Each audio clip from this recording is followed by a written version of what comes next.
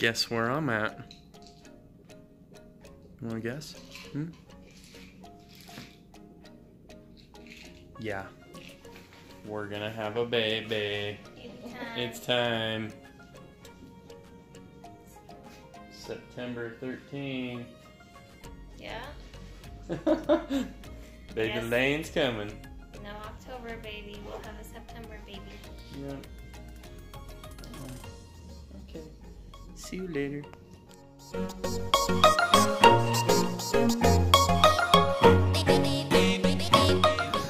So, the story behind It's a good one. how little baby Warren, Warren Lane. Warren Lane, Whatever his name is. came into this world. Well, let's just say, okay, it started out. Austin Sarah- being gone. Well, yeah.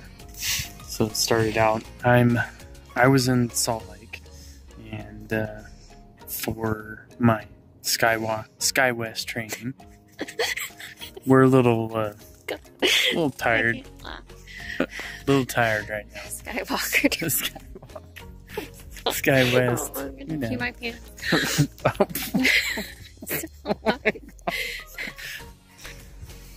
So, the SkyWest training down in Salt Lake. Oh my god. So down in Salt Lake for the training, and I get a phone call. Oh gosh. What? I just gotta pee. Yes, yeah. And I get a call, and it was, I can't remember what time you called me at. On my way to work, so almost 7 o'clock. Yeah, it was, yeah. And,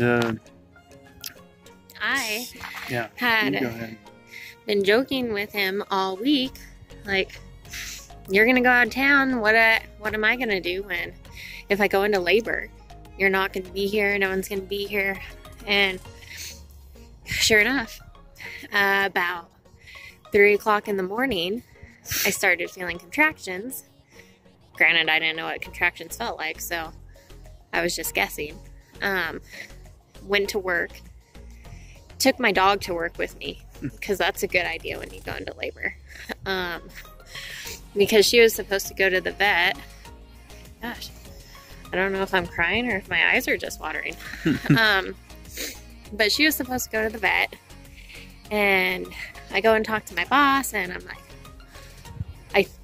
I don't know what's going on, but I think I need to go to the doctor. My dog needs to go to the doctor. I start bawling, and he's like, we'll do whatever we need to do. Like, Magic Valley Electric, great place to work, by the way. But anyway, so I go to the doctor, and yeah, I was going into labor. So I let Austin know, like. And this was about 9 o'clock or something like that when she called me again, saying that she had an appointment set for 9:45 to go see the doctor. And then I didn't hear anything until about like 10:30 or something like that. Well, because I had to go in, and they had yeah. to monitor me and make sure that I was really feeling real contractions, and which I was like, I don't know what they feel like, so. But sure enough, they come back in after a while, and they're like, yeah, so you're in you're in labor, so we're taking you to labor and delivery.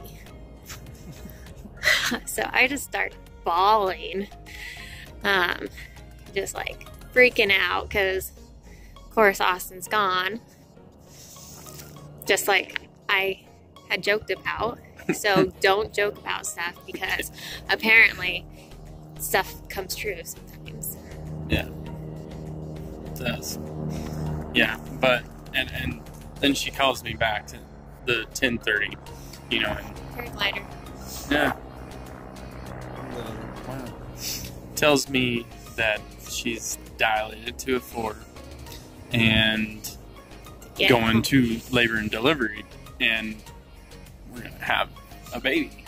And I'm like in the middle of class, you know, and I look at the instructor and I said, you know, it's time. I gotta go, you know. And I had kind of talked to her before, just kind of letting her in, or letting her know. And then then when I said that, she basically took me to the Sky West. Oh my god. Oh my god, don't do okay, that I'm delirious. Sky West. Gosh. The office there in downtown Salt Lake. And that was Bridget. Awesome. Thank you so much for helping me. And then she took me over to Karen. And Karen was already searching for you know, what we could do to get me back to Twin, and we had missed the time to fly back into Twin from 11 o'clock, and they were already loaded and everything. So, you know, then we went an alternate route, and we started searching for rental cars. And so then, you know, we found a place, Hertz, and we'll say, so we booked it. Then we go over to the one downtown, and they didn't have any cars. So then I'm like kind of freaking out, starting to freak out a little bit, you know. And so then we're like, okay, what can we do? I mean, you know, can you find us a car? And the manager tried calling every single one, I guess, that was close to us, apparently. But then we went to one not too far away, a Hertz, and they said that they hadn't gotten a call. And we show up there, and they didn't have any cars. And then we called Hertz direct, and they booked us another one too, and we went there and there was no car. So then we're like, well, we're gonna go to the airport, you know, just to see if we can find something there. And so we went there, and I was able to find one, get one going, and then I got on the road. It was like 1 o'clock or just a little after 1. A little after 1. And this whole time I'm freaking out because thinking that he's not gonna make it. Yeah. And then so he calls at about 1, and he's on his way. And then calls again when he gets a little bit closer, like maybe about 30 minutes out. And I'm dilated at a 7 at this point. But he's going to make it because he's only 30 minutes out. Yeah. And about that time, I had been waiting for an epidural, which took a while. It was a busy day for epidurals, apparently. And so I'm like, this whole time freaking out that he's not going to make it. I'm in pain, like just a hot mess.